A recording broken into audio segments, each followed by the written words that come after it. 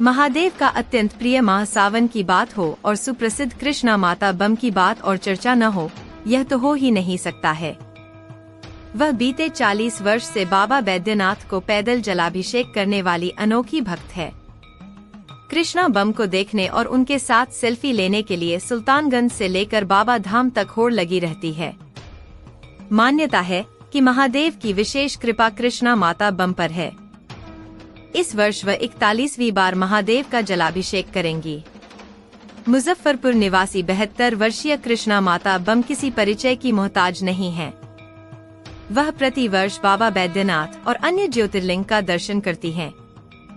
वर्ष 1976 में पहली बार बाबा गरीबनाथ पर जलाभिषेक करने वाली कृष्णा माता बम 1982 में बाबा बैद्यनाथ के दरबार में गईं।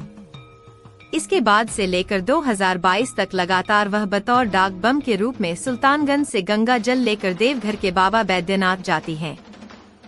वर्ष 2023 में एक दुर्घटना में पैर टूटने की वजह से वह पिछले साल देवघर नहीं जा सकी थी, किंतु शिव के प्रति आस्था ने उन्हें एक बार फिर से खड़ा कर दिया है और इस बार वो फिर से जल लेकर बाबा धाम पहुंची। देवघर के बाद ओंकारेश्वर और फिर महाकाल मंदिर में जाकर जलाभिषेक कर आशीर्वाद लेंगी। यही नहीं बल्कि हर सोमवार को अलग अलग धाम विशेषकर बाबा के ज्योतिर्लिंग का दर्शन पूजन करती आई हैं। 72 साल की कृष्णा माता बम ने कहा कि मैं कुछ नहीं करती, बस महादेव सब कुछ करवा देते हैं। मेरा कुछ भी नहीं है, जो है वह सब महादेव का दिया हुआ है। वही देते हैं और वही लेते हैं। वर्ष 1982 से लगातार बाबा बैद्यनाथ धाम के लिए निकलने वाली कृष्णा बम सावन माह की पहली सोमवार को अपनी शुरुआत करती है और सावन माह के दूसरी, तीसरी और चौथी सोमवार को अलग अलग ज्योतिर्लिंग का दर्शन पूजन करती हैं।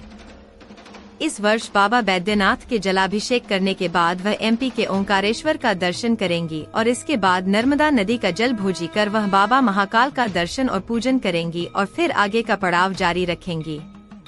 कृष्णा बम बताती हैं कि जीवन के सबसे बड़े और अद्भुत क्षण में से एक कैलाश पर्वत का दर्शन करना और मानसरोवर का दर्शन करना रहा है। यह अलौकिक है और सनातन धर्म में इसका विशेष आध्यात्मिक महत्व भी है। इसकी चर्चा महादेव ने शिव पुराण में की है।